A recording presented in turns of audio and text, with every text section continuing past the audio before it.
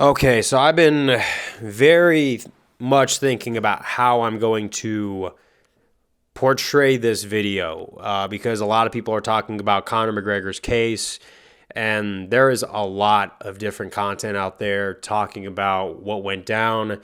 When I look at the case overall, it just kind of seems like, yeah, there's inconsistencies in every story.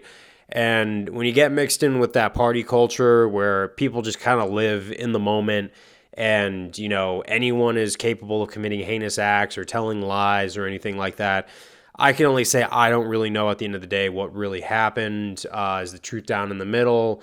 Who's right? Who's wrong? And he could be guilty. He could be, not guilty.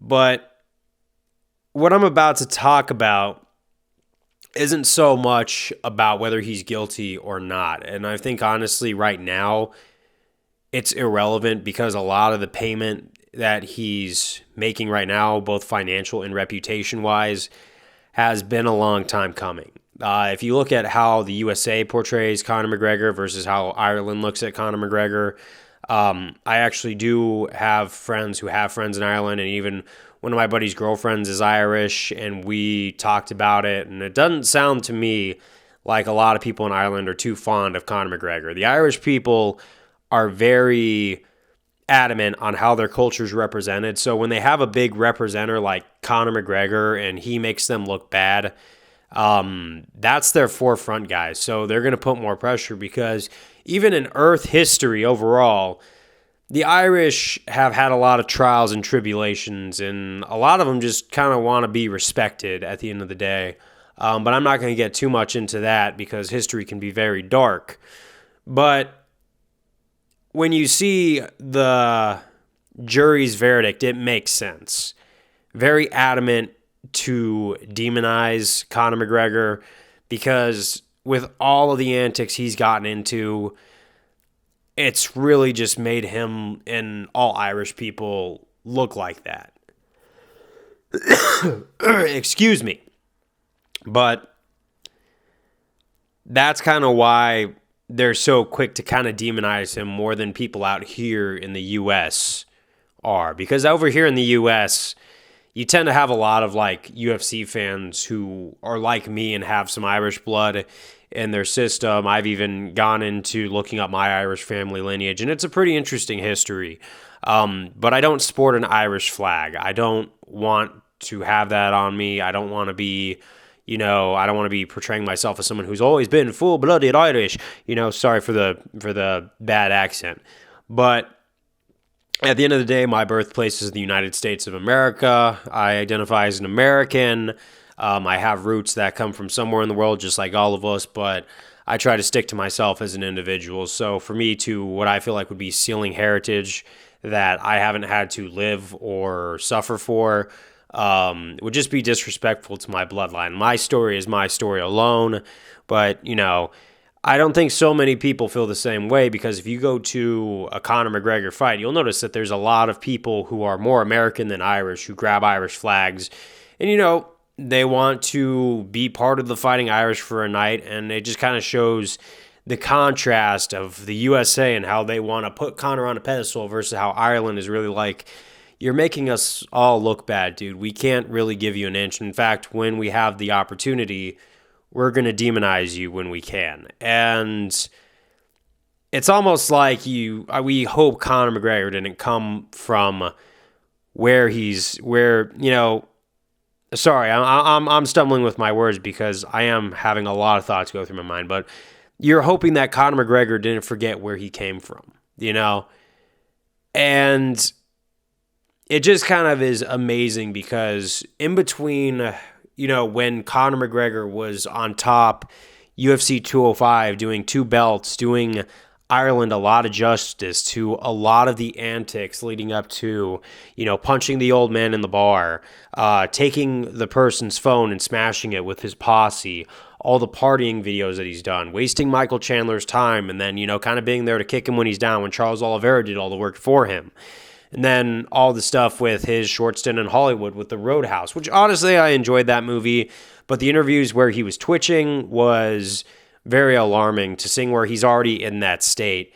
And one thing I really do understand about the universe, or at least in my opinion, is the bill of karma does come due in the craziest ways where me, you, everyone else could not see it going in this way. In fact, it was a little more heinous than we actually did see it going. And the universe's justice is a little crazier and beyond our comprehension than, what we can comprehend, put it together. I know this is not the most organized thought video, but as a guy who really did enjoy Conor McGregor's career, and appreciated it back in the days where he was on the come up, even though I got in the sport a little bit after that. But I remember UFC 229, I was so excited to see Conor McGregor come back in a pay-per-view despite the Dolly in the Bus incident. Now, I demonize that, but, I'm like everybody makes mistakes, and we could probably move forward after he acknowledges it. And, he made payments, and he moved forward in the courts and all that stuff. But after you see enough fumbles, you're like, okay, this guy needs to be held responsible. And as a fan, I'm not doing it justice.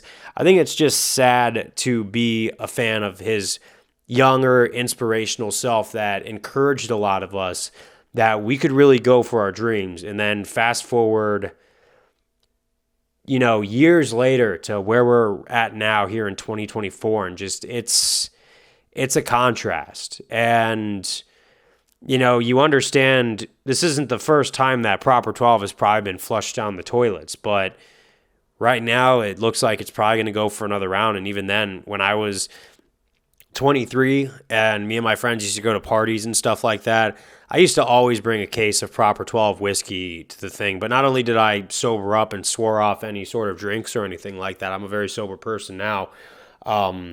But even leading up to that, I just couldn't justify buying any of that, regardless of sobriety or not, because I couldn't support poor behavior anymore. And I've been off of that hype train for a while now and been more critical of Conor for a while now. So this is really nothing new. I'm not acting like, oh, this sets the bar a whole new thing. For me, it's just interesting to see just how karma has hit him harder than ever. And like I said, innocent or guilty or whatever really happened back in the day, it's beyond that now. We're just seeing a lot of momentum of just bad move after bad move, trying to, be a rage baiter online and doing everything that he's done now is now finally coming to that power beam. It's like a Death Star. Almost. You have all those beams converging into one and it just shoots in one gigantic one, and then you can say bye-bye Alderaan. Star Wars reference, excuse me. But you catch my drift. I'm just in awe that it's actually come to this, and it came out of nowhere where I was kind of living my life, but I think the universe just said, we're not quite done with Conor, and they're going to put him through another trial and tribulation. How's he going to turn out on this end? I hope for the best for this guy. I hope he turns out good. I hope he's willing to weather the storm and come out better, hopefully now. Or maybe, I know it's a long shot, but maybe see him be encouraged to get back into the octagon and try to redeem himself and his name. But I'm not too excited or getting my hopes up anymore because we've heard this all before.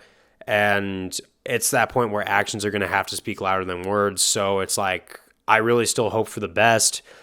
But this is going to be his bigger battle, and his best bet would be to take accountability for what led up to this and move forward accordingly, because this is a deep situation. But as a person who appreciates the younger days of Conor McGregor and just has a lot of shame with what he's seeing now, all I got to say is peace out, and man, this bites. Later.